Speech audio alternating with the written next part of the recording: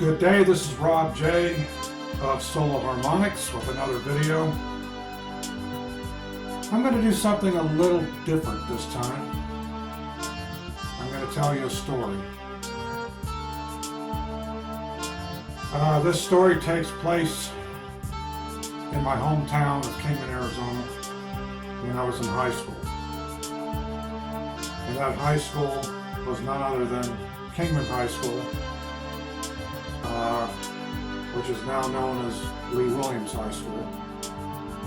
If you're familiar with my channel, I did a video a couple of years back on my hometown high school of Kingman Lee Williams High School. It was featured on Ghost Adventures in 2022. The episode is titled Lost Souls of Kingman. But today we're going to talk about youth and the good old days of high school, and one of my most cherished memories. I hesitated and I thought about not doing this video, but I thought, why not? Let's see what happens. Let's give it a shot. As you see pictured there, this was Kingman High School's junior varsity cheerleading squad of 1985 and 1986. Notice the French maid style outfits that they are wearing. Yeah. Aren't they cute? Aren't they adorable? Woo, boy, I'm telling you what.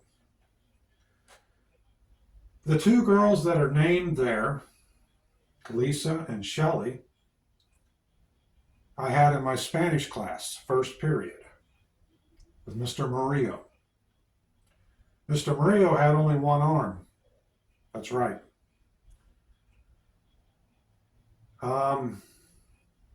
Let me bring up my notes so I don't go off track, and we'll get started with the story.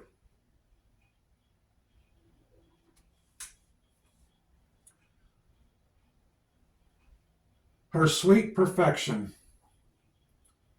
a high school love interest.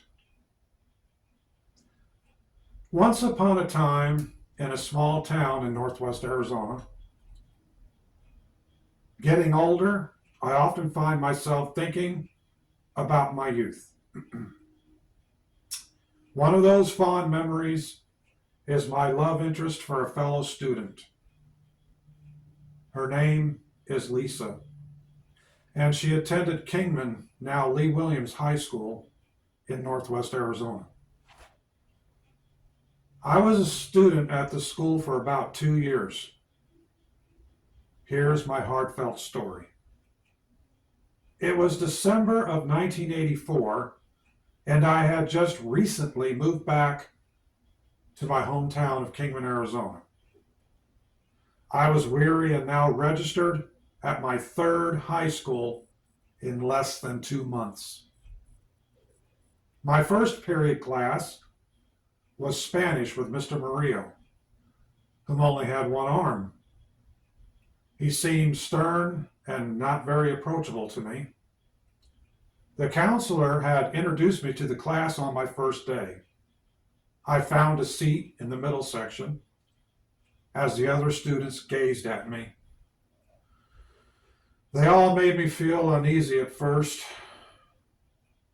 Looking forward, joy had suddenly filled my heart.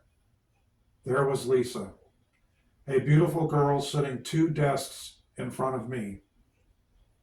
Lisa looks at me, smiling cutely, and then I smiled back, I think. Several days went by as Friday came. I had just sat at my desk when Lisa came into the class wearing what I could only describe as a French maid style navy blue and white dress. My heart flutters as Lisa flaunts back to her desk. I soon realized this dress is actually her junior varsity cheerleader uniform. Yikes! I have been to several high schools, but I have never seen such a unique cheerleader uniform dress. Later that same or some other pep rally day, I watch as Lisa performs her routine in the school gym. She was absolutely the best as far as I'm concerned. That French maid style cheerleader outfit was definitely cute and sultry. Time goes by as I fall for sweet Lisa more deeply each day. So what was I thinking? She's established and popular. I'm from somewhere else, yet never feeling at home in my own hometown of Kingman, Arizona. A rolling stone in reverse, on the move due to my father's bad decisions. Meanwhile, I'm finding some semblance of joy in seeing Lisa at school. Day after day, Lisa had dominated my thoughts as I suffer in utter silence. Lisa unknowingly tormented me with her charm, beauty, and smile. Oh, that smile.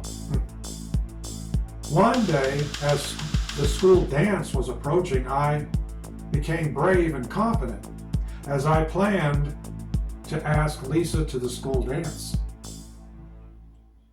That's right. I know my love for Lisa is in vain, but I have to try. I was about to find out soon. It was lunchtime, and I spotted sweet Lisa outside the cafeteria. She was with a few of her friends as I approached her. "Lisa," I said, as she turns facing me. "Yes, Rob," she replied, smiling. "Would you consider going to the dance with me?" I asked. "Oh, I'm sorry, Rob, but I'm seeing someone," she answered. Lisa turned me down so sweet and gracefully. Somehow that hurt even more deeply. However, her voice had a glimmer of hope. Would she have said yes otherwise? I'll never know. Her smile and dark, beautiful eyes joyfully torment my memory to this day. You see, Lisa is very special in my memory, as I have often thought of her over the years. I believe there was something more mysterious concerning Lisa that day. Lately, I've been reminiscing about Lisa as I reminisce about my youth in my hometown. I'm not trying to make something out of nothing.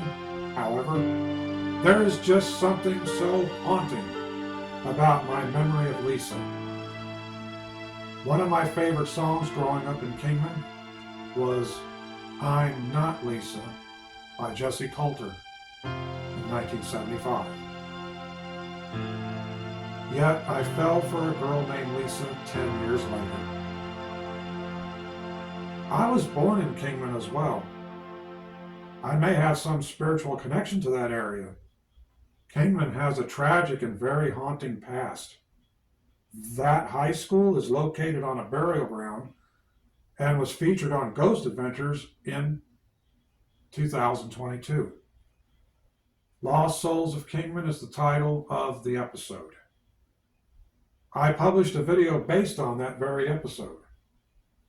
Coincidentally, I found a photo of the exact area where I asked Lisa to the school dance in 1985. Having been born in the old hospital near that school in 1968 begs the question, does my soul have a connection to that area? I believe that answer is definitely yes. This is where the mystery may deepen. That's right, and hear me out. There was just something mysterious in the way Lisa had looked at me with those dark and beautiful eyes that day outside the cafeteria when I asked her to the dance. Was there some divine intervention with Lisa? Hence that song, "I'm Not Lisa." That is the ultimate question that I must ask. To be honest, my hometown seems to beckon my very soul. If I were to return there someday, what would I experience? Is Lisa still there after 40 years? Is fate awaiting my return? Am I to face my ill-fated love for Lisa in some fateful way? Similar to that cowboy in the story of the El Paso trilogy by Marty Robbins, which also happens to be a favorite set of songs of mine as well. And just to note, Lisa and Felina of El Paso are of Mexican heritage. Am I a cowboy? Well, I often dressed like one growing up in Arizona. Boots, hat, so on. I am also a former dairy farmer of 3 years. I guess that would qualify me as such.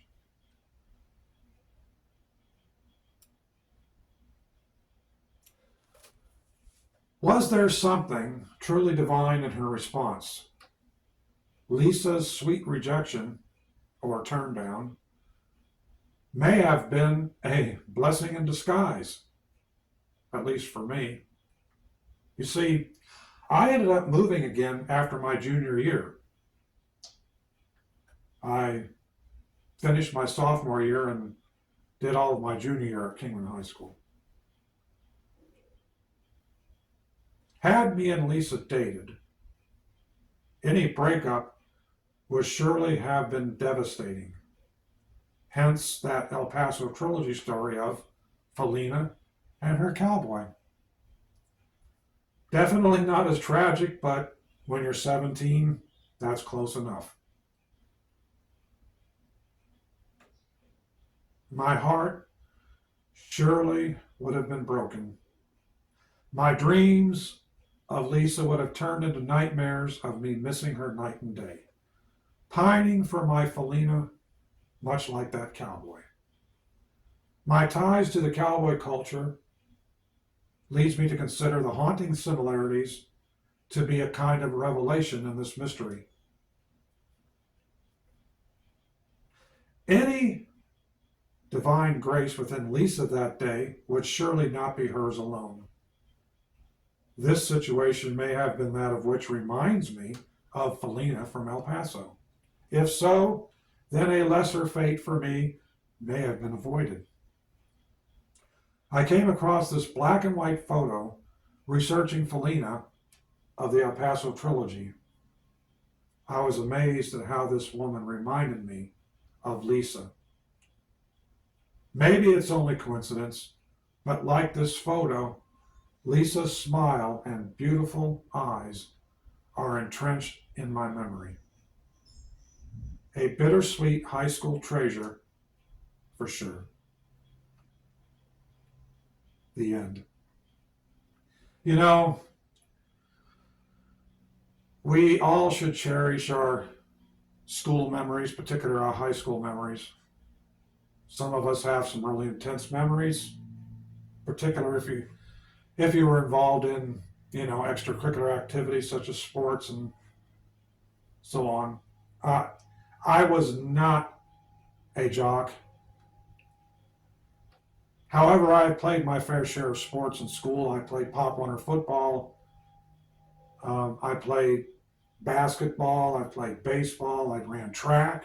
Got third place in a track meet once. My father tried to push me to be somewhat of a jock, I suppose. But when you see the other guys wearing those leather jackets, you're like, boy, I sure want one of those. Or if I played in the band, I could have gotten one too.